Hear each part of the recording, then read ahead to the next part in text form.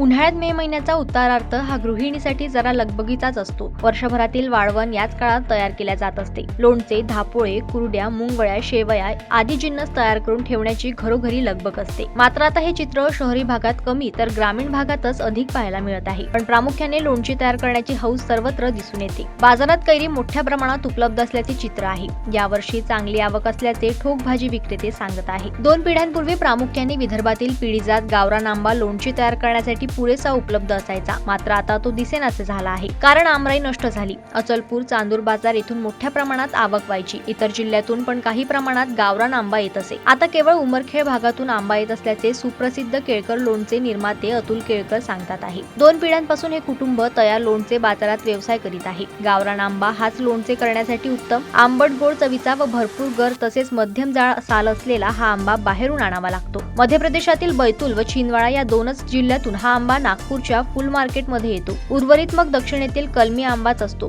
असे केळकर सांगतात। लोणची तयार करण्यासाठी हा गावरान आंबाच उपयुक्त म्हटला जातो, कारण लोणची मुरल्यावर पोळ व साल एकजीव असते। साल वेगळी पडत नाही, म्हणून लोणची उत्पादक कंपन्या विदर्भात हे आंबे खरेदी करण्यास येतात। दिल्लीचे पण आंबा व्यापारी इथेच येत असल्याचे सांगितले जाते। यावर्षी आवक चांगली असल्याने 22 ते 25 रुपये किलो असा ठोकचा भाव आहे। बहुतेक व्यापारी तसेच लोणचे उत्पादक यांची खरेदी आटोपली असल्याचे चित्र आहे। गतवर्षी हा भाव 30 रुपये किलो पर्यंत चढला होता। आता उपलब्ध आंब्यावर ग्राहकांची झुंबड उडत असल्याचे दिसून येत आहे।